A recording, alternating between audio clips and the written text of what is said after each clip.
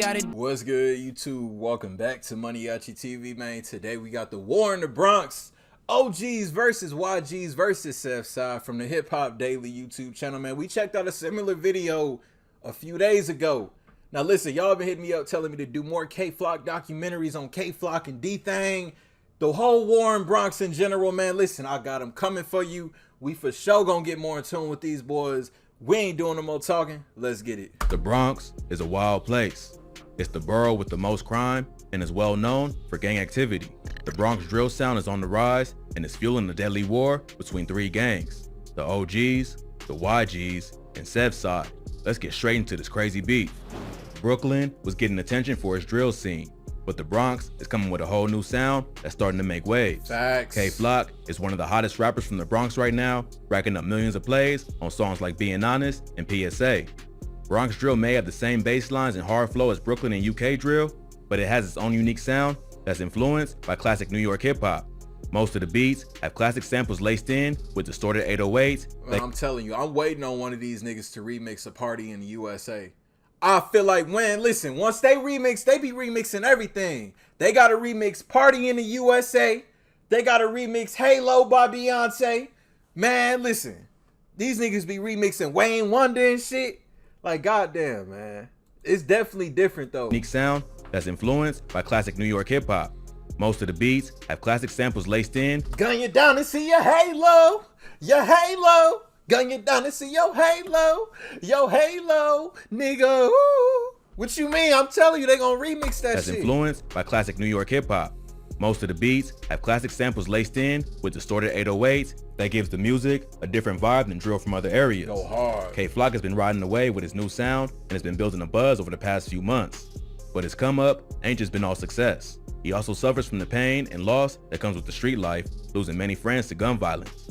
K-Flock hopped off the curb at a young age and was on the block at like 12 years old. He started rapping because of his homie Dougie B, who's also a rapper and has been featured on multiple tracks.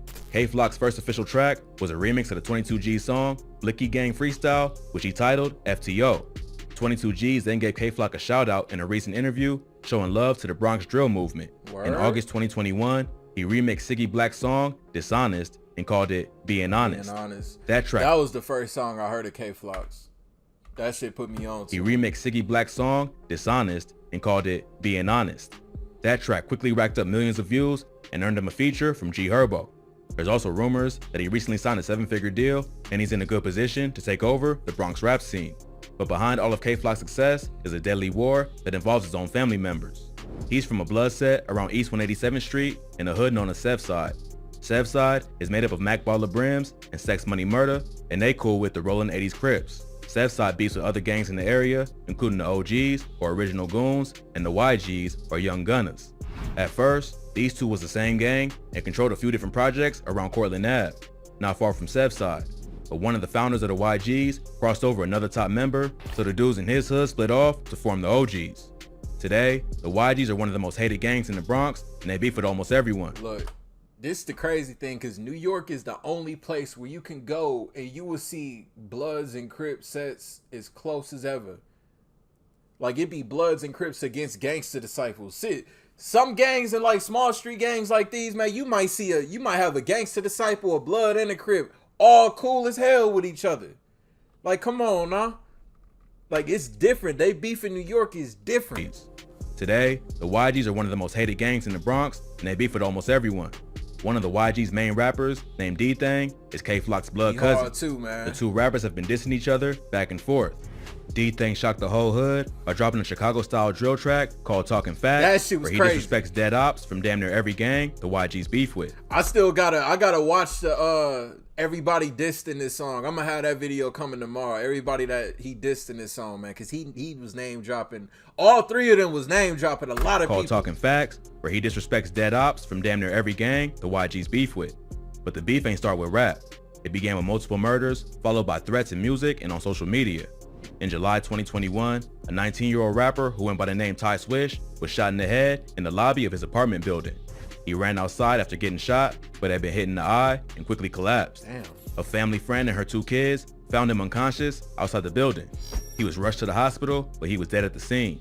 Witnesses say the gunman fled in a dark-colored four-door sedan, but was never identified. Friends and neighbors said Ty Swish was a good kid who never got in trouble, but he was allegedly from sex money murder, and they would quickly even the score for his death. A few days later, 13-year-old Jarian Elliott was chased down and killed outside the Angels Cafe in the Belmont neighborhood of the Bronx. I remember this. Jarian just graduated from junior high and was turning 14 later that month. But even though he was young, he already claimed to be from the Rolling 80s Crips. He had already got arrested 8 times for robbery and assault and spent time in juvie. A friend of Jarian's said the Crips put him on when he was 10 years old and that she tried to warn him about the lifestyle, but he ain't listen. The murder was captured on surveillance footage and showed Jarian walking down the street with a friend. A black sedan is seen driving up alongside him, then coming to a stop. A masked shooter then hops out and shoots at both of them. His friend ran away, but Jarian falls and then crawls into a local cafe. He got shot in the legs and the chest and was rushed to the hospital, but later pronounced dead. This shit is so crazy to me though. Like when we checked out the original, like the video to this the other day, it's like you look at this shit, and I'm gonna say this because it's deeper than music. Street shit and music, it's all intertwined now. But I feel like, man, especially New York, you know, the new NYPD do not play with this shit. They gonna look, I'm saying this because I want these boys to be careful. NYPD is gonna look at all this music. They're gonna look at all this, the documentaries, the music, the social media, all the dissing and all that. And I'm telling you, we seen it happen in Florida. They create these task force. I advise these young men, be careful out here with this shit. Just be careful with this shit, man, because they doing hits in broad daylight. This shit is crazy. Hey, he got shot in the legs and the chest and was rushed to the hospital, but later pronounced dead. Police think Jarian's death was payback for killing Ty Swish. Crazy. They don't know if he was the killer, but they believe he was there at the time of the murder. Just a few hours after Jarian got chipped, the ops got their revenge and a 16-year-old got killed, and police think it was a payback hit. On Sunday, July 11th, a 16-year-old rapper named Rajeez was shot while getting into an Uber. Rajeez was from the 800 YGs, and the shooting is believed to be retaliation for the murder of Jarian Elliott. Rajeez supposedly made fun of Jarian's death on social media right after it happened, and the get back was immediate. He was on his way to the studio when 2 men on scooters pulled up and started dumping shots into his Uber. The whole thing was captured on the driver's dash cam and quickly went viral on social media. The rapper got shot once before, but survived. His mom said he was trying to turn his life around and was focusing on his music career, but he didn't get that chance and instead became another casualty in this deadly war. But the case is still active and they both minors, so there ain't too much public info available. With so many deaths on all sides, the beef between the YGs, OGs, and SevSide was really heating up. On August 16th, K-Flock dropped the track Is You Ready, where he disses multiple rival rappers, including his own cousin, D-Thang.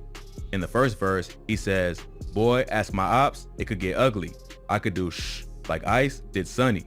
This is referring to the classic film Paid in Full. In the movie, Mitch, one of the main characters played by Mekhi Phifer, has a younger brother who gets kidnapped for ransom. Mitch tries to get the money, but he gets killed by Rico, played by Cameron, who steals the drugs to pay Sonny's ransom. Sonny gets killed as a result, and come to find out, he was set up by his own uncle, Ice, who was mad at Mitch for kicking him out of the house. So in this bar, K-Flock sends a shot directly to his own cousin, D-Thang, and lets him know he's not above setting him up.